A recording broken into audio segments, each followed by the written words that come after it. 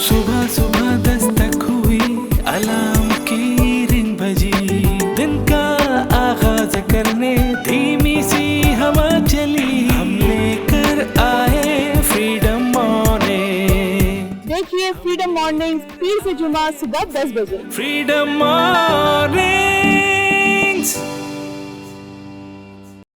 अस्सलाम वालेकुम नाजरीन, मौजूद है आप लोग हमारे साथ और फ्रीडम न्यूज़ पे मैं वादे के एन मुताबिक अंबर सना फ्रीडम मॉर्निंग्स के साथ एक दफ़ा दोबारा से आप लोगों के पास हूँ मौजूद। उम्मीद करती हूँ बिल्कुल ठीक ठाक होंगे, खैरियत के साथ होंगे। एंड आज का प्रोग्राम भी यकीनन बिजमिक्स मीडिया मार्केटिंग के ताउन से आप लोगों के पास हाजिर खिदमत, जिनका स्लोगन है जनाब कि ये ज़िंदगी में आपके कारोबार को बढ़ाने में मदद देते हैं। इंस्टाग्राम के ज़रिए, फेसबुक के ज़रिए आप इनसे ज़रूर हेल्प ले सकते हैं, सपोर्ट कर सकते हैं। ट्रिकर पर आए गए नंबर से आप इनसे करें राबता और अपने बिजनेस को लगाएं चार चांद और दिन दुगनी रात चुगनी आप करें तरक्की और उनको बनाएं अपना पार्टनर। हम ज़िंदगी से रिलेटेड हर चीज़ के ऊपर बात करते हैं कि सांस है, जान है तो सारी चीज़ें हैं और ज़िंदगी की सारी चीज़ें आप सरअंजाम दे सकते हैं बशर्ते कि सेहत अच्छी हो और बाकी सारी चीज़ें भी आपकी बहुत अच्छे अंदाज में चल रही हों। सेहत के हवाले से अक्सर गाहे बगाए मैं आपसे ज़्यादा गुफ्तगू इसलिए कर लेती हूँ ताकि सेहत जो है ना वो तंदुरुस्ती हज़ार नेमत है, आपको पता है। तो इसलिए सेहत बहुत ज़्यादा इंपॉर्टेंट एलिमेंट है हमारी लाइफ का और सेहत का अगर हम बतदरीज जो ख्याल रखते रहेंगे तो चीज़ें बड़ी स्मूथली और आइडियलाइज तरीके से आगे बढ़ती रहेंगी। आज मैं आपसे बात करूंगी घर की तज़ीन और आइश के हवाले से। यकीनन ख़वातीन का बेहतरीन और पसंदीदा मौजू है, ख़ुद मेरा भी बहुत पसंदीदा मौजू है। और इसमें मैं आज आपसे एक चीज़ बोलूँ कि जब भी आपकी तबीयत में गिरानी सी महसूस हो, आपकी तबीयत में बोझलपन हो, आपका मूड अच्छा ना हो, आप काम करके थक गए हों और आपका किसी चीज़ को दिल ना चाह रहा हो, आप जहनी थकन का भी शिकार हों, आप जिस्मानी थकन के भी आप शिकार हों, ऐसे में जब आप अपने घर पे दाखिल होते हैं, घर में पहला कदम रखते हैं और जब आप अपने घर की तरफ नज़र उठा के देखते हैं घर के चारों तरफ, तो उस घर में जो पीस है, जो सुकून है, तो वो यकीनन वो आपके सुकून का एक बुनियादी वजह बन सकती है, आपकी थकन उतारने में आपकी बहुत सपोर्ट कर सकती है। एक चीज़ मैं आपको बताऊं कि घर में जो रहने वाली खातून होती हैं, जो खातून खाना होती हैं, जो वर्किंग वुमेन भी होती हैं, कुछ ख़वातीन वर्किंग वुमेन भी होती हैं और कुछ सिर्फ़ और सिर्फ घर में ही रह के तमाम चीज़ों को देख रही होती हैं। ये वाकई दोनों सूरतों में ख़वातीन का ये कमाल है कि वो अपने घर की सफाई और तज़ीन और आइश का भरपूर तरीके से ख्याल रखती हैं। आपका चाहे बेडरूम हो, आपकी कबर्ड हो, आपका फ्रिज हो, किचन के कैबिनेट्स हो, आपका लाउंज हो, आपका ड्राइंग रूम हो, each and every corner of your house ये इस बात का ऐलान करता है कि इस घर में रहने वाली औरत ने आपके घर को एक सुकून मैसर किया है और वाकई घर को जन्नत बनाया है। तो इसमें आप ज़रूर अप्रिशिएट किया करें घर की तमाम चीज़ों में, जहाँ पर आप दीगर सारी चीज़ों का ख्याल रखते हैं तो इस मामले में भी अपनी मिसेस की ज़रूर तारीफ़ किया करें। और अगर आपकी बहन करती हैं तो बहन की तारीफ़ करें, अगर आपकी बेटियाँ करती हैं तो बेटियों की ज़रूर तारीफ़ करें कि इनसे बड़ा हौसला मिलता है और सारी मेहनत जो है वो वसूल हो जाती है। तो इसलिए आज मैं आपको उन ख़वातीन को मैं बताऊंगी कि किस तरीके से बहुत सारे लग्जरियस घर या बड़े वसी वरीज़ पैमाने पे घर जो हैं वो लोगों के नहीं होते हैं। मुख्तलिफ छोटे छोटे घर भी मौजूद होते हैं, लोग अपने बजट के हिसाब से लेके चल रहे होते हैं। मैं आज आपको बताऊंगी कि बड़े घरों के मुकाबले में छोटे घरों की तज़ीन और आइश कदरे मुश्किल होती हैं, लेकिन बाज़ औक़ात आप उसको थोड़ा सा सूझबूझ कर अगर आप इस्तेमाल करें तो वो आपका घर भी बहुत आलाशान तरीके से आप उसको तज़ीन और आइश का एक बहुत बेहतरीन शक्ल निकाल सकती हैं। बाज़ का सजावट के चक्कर में हम सामान की भरमार कर देते हैं, ये भी ले लें, वो भी ले लें, ये कॉर्नर भी भर दें, वो कॉर्नर भी भर दें और दीवार भी भर दें, छत भी भर दें और दरवाज़ों को भी आप उसको कर दें। तो थोड़ा सा उसमें आपको समझ बूझ कर आपको इस्तेमाल करना चाहिए। घर को मज़ीद अगर आप बहुत ज़्यादा सामान भर लेते हैं तो उससे घर का लुक जो है वो थोड़ा सा ऑड लगता है, थोड़ा सा बदनुमा से लगता है। तो घर की आराइश उस अंदाज से करना चाहिए कि वो खुला खुला और हवादार आपको महसूस हो। और उसके अलावा ये यकीनन एक फ़न है। अगर आपका घर छोटा है और आपको जगह की कमी का सामना है तो अपने घर में कम हजम वाला फर्नीचर रखें। लाइक आप आयरन का बेड ले सकते हैं, रोड आयरन या स्टील के रैक में क्रिस्टल फिनिशिंग की जा सकती है। उसके अलावा अगर आपके पास लकड़ी का फर्नीचर मौजूद है तो 4-5 साल के बाद उसमें नई पॉलिश करा लें, क्योंकि फ़र्नीचर बार बार हर साल उसको बदलना ऑफ कोर्स आपका बजट इजाज़त नहीं देता है। और कभी कभार मुझे ऐसा लगता है कि शायद ये थोड़ा इसराफ़ की तरफ भी चला जाता है। अगर आप इतनी पोटेंशियल नहीं रखते हैं, अगर आप इतनी फाइनेंशियली पोटेंशियल आप नहीं है आपके पास, तो ज़रूरी नहीं है कि आप हर साल फर्नीचर बदलें। हाँ, आप साल 2 साल में उसको पॉलिश ज़रूर करा सकते हैं। अच्छा जी, उसके अलावा पर्दों और बेडशीट के रंग और स्टाइलिश फैशन के बदलते रुझानात और मौसम के लिहाज से मुंतखब करें। कमरों में रोशनियों का इम्तजाज मुतनासिब रखें, अपनी ज़रूरत के मुताबिक कमरा रोशन रखें और अपनी मर्ज़ी के माहौल में काम करें। कमरे की दीवारों पर ऐसे पेंट का इंतखाब करें, जो कलर पेंट आप कराएँ, जो दीवारों को 2 रंगों में रंग कर कमरे के जमालियाती हुस्न में इजाफा किया जा सकता है। एक दीवार पर वॉलपेपर भी चस्पा किया जा सकता है और लेमिनेटेड फर्श, आरामदा सादा सा पलंग और रोशनी के माकूल इंतजाम के साथ दिन भर की थकन दूर करने के लिए बेहतरीन है। अंदरूनी सजावट के लिए कदीम इमारती नकूश के साथ आईने और जदीद तराश खराश के सूरज की शबाहत लिए डेकोरेशन मिरर भी आपकी ज़ौक़ को आराइश में तस्कीन का बाइस बन सकते हैं। आप बिल्कुल जनाब इस चीज़ का आप ज़रूर आप ख्याल रखें जब भी आप अपने घर में पेंट कराते हैं। आजकल मैं देख रही हूँ कि बहुत ज़्यादा ट्रेंड हो चुका है वॉलपेपर्स का। पहले शायद वॉलपेपर एक मखसूस तबके के लिए होता था, लेकिन अब वो चीज़ चूँकि जिद्दत आती जाती है तो वो चीज़ सर्कुलेट करती है, वो आगे जाती है सोसाइटी में, वो अपनी जगह बनाते हर घर में उसकी पहुंच हो जाती है। आप देखें छोटे छोटे पार्लर्स अगर आप देखें, आप ऑफिसेस देखें, आप अक्सर आपने देखा होगा बार्बर शॉप्स अगर आप देखें तो वो बाकायदा वॉलपेपर का ही इस्तेमाल कर रहे होते हैं।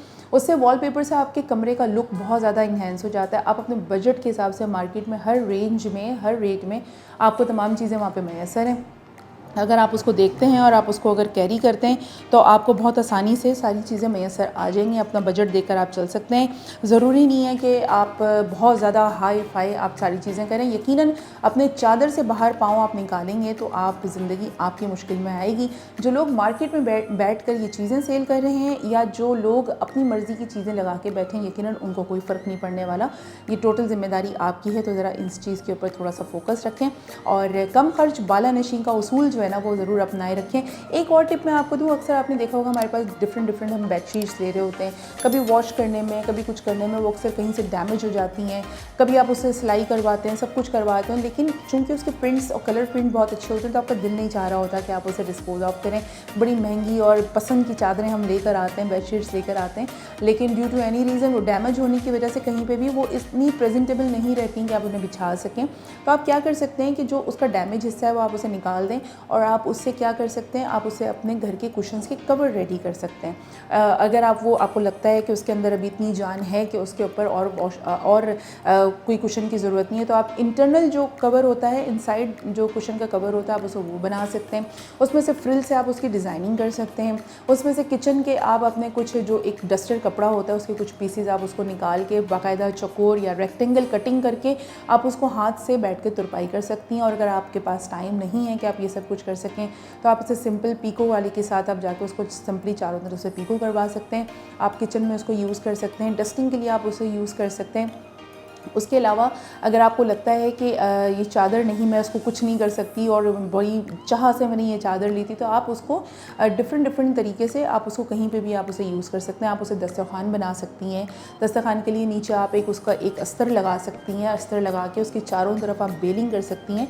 तो आपकी जो एक चीज़ है जो आपने एक वन टाइम ख़रीदी और इस्तेमाल भी कर ली, वो आप उसको इस तरह से रिसाइकिल भी कर सकते हैं। और ज़रूर आप देखेंगी कि जब इन तरह की सारी चीज़ें होती हैं तो क्रिएटिविटी जो है वो इसी तरीके से निकल कर आती है और उसमें फिर आपको चीज़ें बहुत आसानी से नज़र आ रही होती हैं। अच्छा जी, अब मैं आपको थोड़ा सा ब्यूटी टिप्स भी थोड़ा सा बता देती हूँ। अक्सर इन सारी चीज़ों के ऊपर टाइम गुजर जाता है। अब सर्दियों की आमद है और पैरों की जो स्किन है वो बहुत ज़्यादा डैमेज होने के खदशात हो सकते हैं मौसम की तब्दीली की वजह से। लिहाजा पैरों की खुरदरी जिल्द को साफ़ करना मुश्किल मालूम होता है, लेकिन इसके लिए कुछ आसान से तरीके हैं, वो आप ज़रूर अगर आप उसको कैरी करते हैं। यूँ तो मैं आपको वर्बली बहुत सारी चीज़ें बता सकती हूँ, लेकिन जब मैं रिसर्च करती हूँ तो मैं ये देखना चाहती हूँ कि कुछ बाज़ार में नया आया है, कोई नई टिप आई है, कोई नई चीज़ आई है जो कि मैं आप लोगों को बताऊं तो उससे आपको हेल्प आउट हो। अच्छा जी, मैं आपको बताऊं कि नीम गर्म पानी में बेबी लोशन डाल लें। नीम गर्म पानी ले लें इतना कि जितना आपका पाँव जो है वो आप जितनी हीट आप बर्दाश्त कर सकते हैं, उसमें बेबी लोशन डाल लें और इसमें हाथों को और पैरों को डुबो दें। 15 मिनट बाद खुश्क करके लोशन लगा लें। सिंपल अच्छा सा लोशन लगा लें, आपके पैर जो है वो नरम और मुलायम हो जाएंगे। एट अ टाइम अगर आप पैर और हाथ दोनों डिप नहीं कर सकते तो पैर पहले डिप कर लें और डिप करके रखें रखें, इस दौरान आप एक 1 बाय 1 हैंड करके आप साफ़ कर सकते हैं। अच्छा जी, 3 चाय के चम्मच बेकिंग सोडा ले लें और उसको थोड़े से पानी में उसको घोल लें, मेल्ट कर लें उसको, और उसके बाद चेहरे पर 15 मिनट तक आप उसको लगा के धो लें। ये चेहरे की क्लिनजिंग और झुर्रियों को दूर करने के लिए बेहतरीन है। और जब आप ये कर लें, मतलब 3 चम्मच बेकिंग पाउडर लें, पानी में उसे डाइल्यूट करें और फिर उसके बाद आप चेहरे पर लगाएं। 15 मिनट बाद उसे फेस वॉश कर लें। उसके बाद जब आप वॉश कर लें तो उसको टिश्यू पेपर से टैप करके आपने ड्राई कर लेना। उसके बाद हल्का सा एक अच्छा सा आपने ब्रांड वो लगा लेना है, मॉइस्चराइज़र लगा लेना है। और अगर आपके पास मॉइस्चराइज़र फ़ौरी तौर पे ना हो तो नारियल के 2-3 ड्रॉप टैपिंग लेके आपने यहाँ पर पोरों में तेल लेकर दोनों हाथों के पोरों पे आपने उसको मसाज कर लेना है। तो उससे आपकी स्किन को मॉइस्चराइज़र भी बहुत अच्छा मिल जाएगा। ठीक हो गया जी। अच्छा जी, उसके बाद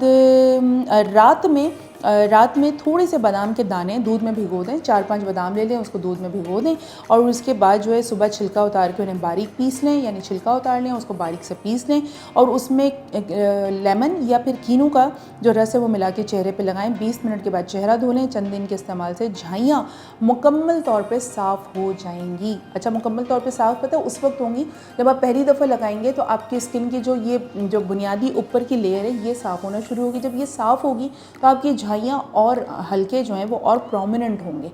तो आप कहेंगे कि ये तो पहले इतने नज़र नहीं आते थे, अब ये कैसे नज़र आ रहे हैं? उसकी वजह ये कि जो आपकी जो अपर डस्टी एरिया था वो रिमूव होता है, तो फिर आपकी इंटरनल जो है वो आपकी जो झाइयाँ हैं, जो डार्क सर्कल्स हैं वो प्रोमिनेंट होती हैं।